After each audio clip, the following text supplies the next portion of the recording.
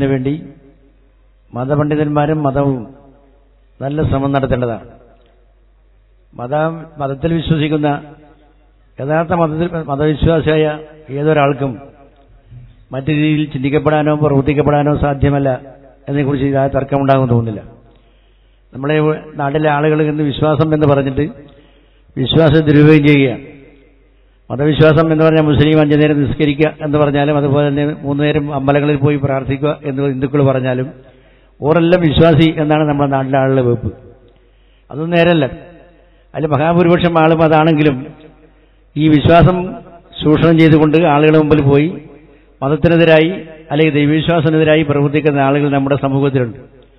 അതിനെ നമ്മുടെ നാട്ടിലെ ചെറുപ്പക്കാരും അതുപോലെ ആളുകൾ മുതലെടുക്കുകയാണ്. അങ്ങനെ ദുഷ്ട ചെയ്തികൾ 1-2 ആളുണ്ടായാൽ അത് ആ സമൂഹത്തിനാകെ ദുഷ്പേരുണ്ടാക്കുന്ന നടപടിയാണ് ചെയ്തുകൊണ്ടിരിക്കപ്പെടുന്നത്. മതവിശ്വാസമനുസരിച്ച് ദൈവവിശ്വാസം അനുസരിച്ച് പ്രവർത്തിക്കുന്ന ഒരാൾക്ക് ഒരു കാലത്തും മറ്റ് ദൂഷ്യങ്ങൾ ഉണ്ടാവില്ല എന്ന കാര്യം ഉറപ്പാണ്.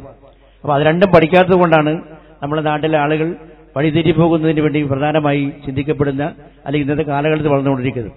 അപ്പോൾ അതിനൊക്കെതിരായി മതവിശ്വാസം എന്നാൽ എന്ത്, ആ മതത്തിലെങ്ങനെ വിശ്വസിക്കണം, ആ ദൈവത്തിലെങ്ങനെ വിശ്വസിക്കണം, അതിന്റെ ഫലമായി താനെങ്ങനെ ജീവിക്കണം എന്നതിനെക്കുറിച്ചുള്ള നല്ല ബോധമാണ് ഉണ്ടാക്കി കൊടുക്കേണ്ടത്. അതിന് ഇതുപോലെ പരിപാടി ഉപകരിക്കും എന്നാണ് എനിക്ക് തോന്നുന്നു. മതപണ്ഡിതന്മാരും അവർക്ക് പുറമെ മറ്റ് വ്യത്യസ്ത രീതിയിൽപ്പെട്ട ആളുകൾ എല്ലാവരും ഒന്നിച്ചു ചേർന്ന് ഇങ്ങനെ ചർച്ച ചെയ്യുന്ന ഒരു പ്രധാനപ്പെട്ട വേദിയായിരിക്കും. എല്ലാ ഈ മീനപ്പറമ്പ് ടൗണിൽ വെച്ച് ഇങ്ങനെ വലിയൊരു ഒരു പരിപാടി നടക്കുകയുണ്ടായി. എല്ലാ വിഭാഗത്തിൽപ്പെട്ട ആളുകളും പങ്കെടുത്തുള്ള ഒരു പരിപാടിയാണ്. അതൊരു ക്ലബ്ബ് സംഘടിപ്പിച്ചാണ്. എല്ലാ മതസ്ഥരും മതമേധാവികളും അതുപോലെ ആളുകളും പങ്കെടുത്ത ഒരു ഉഗ്രം പരിപാടിയായിരുന്നു. ആ പരിപാടിയോട് ഞാൻ ഉദ്ഘാടനം ചെയ്തപ്പോൾ നല്ല ഒരു വേദി ഉണ്ടായിരുന്നു.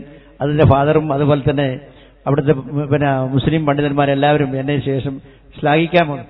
ഞാൻ എന്റെ അഭിപ്രായം പറഞ്ഞു. എന്റെ അഭിപ്രായം നിങ്ങൾക്ക് ശരിയായിക്കൊള്ളുന്നില്ല, അതെന്റെ അഭിപ്രായമാണ്. അത് എന്റെ അഭിപ്രായം പറഞ്ഞത് തെറ്റുമല്ല, പക്ഷെ അത് നിങ്ങളുടെ അഭിപ്രായം നിങ്ങൾക്ക് പറയാം. പക്ഷെ ഇതെല്ലാം ക്രോഡീകരിച്ച് കേൾക്കി നിൽക്കുന്ന ആളുകൾ ഏത് തെറ്റ് ശരിയേതെന്ന് പറയാൻ കഴിയും. അങ്ങനെ പറഞ്ഞു പോകുന്ന മനസ്സിലാക്കി പോകുന്ന ഒരു നല്ല സമൂഹത്തെ നമ്മുടെ പഴയതുപോലെ പഴയ നമ്മുടെ തലമുറയിൽപ്പെട്ട ആളുകൾ നമ്മുടെ സമൂഹത്തോട് എല്ലാ മതസ്ഥരും തമ്മിൽ എങ്ങനെ ജീവിച്ചതിനെ കുറിച്ചിട്ട് നമ്മൾ ആളുകൾ ഇന്നത്തെ ചെറുപ്പക്കാർ പഠിക്കേണ്ടതാണ്. ഇന്നത്തെ ചെറുപ്പക്കാരെന്ന് നമ്മളെ മതസ്ഥരും ഞങ്ങൾ മാത്രം മതിയെന്നില്ല, അപകടം പിടിച്ച ആലോചനയാണ്. എല്ലാ മതസ്ഥരും എല്ലാ ജാതിക്കാരും എല്ലാ വിഭാഗത്തിൽപ്പെട്ട ആളും ഒന്നിച്ച് ജീവിക്കുന്ന ഒരു സമൂഹമാണ് നമ്മുടെ നാട്ടിൽ ഏറ്റവും ഉത്തമം. അതാണ് നമ്മുടെ നാടിന്റെയും സമൂഹത്തിന്റെയും കുടുംബത്തിന്റെയും വളർച്ചയ്ക്ക് അനുകരിക്കൽ. അതിനുവേണ്ടി ഉപകാരപ്രദമായ ഒരു പരിശീലനം കൂടി ഈ സംവിധാനത്തിൽ ഉണ്ടാക്കാൻ നിങ്ങൾക്ക് കഴിയണം എന്ന് മാത്രം ഞാൻ ആശംസിച്ചുകൊണ്ട് ഞാൻ നിർത്തുന്നു. ഈ പരിപാടിക്ക് എല്ലാവിധ ആശംസ നേരുന്നു. നിങ്ങൾക്കെല്ലാം എന്റെ അഭിവാദനങ്ങൾ.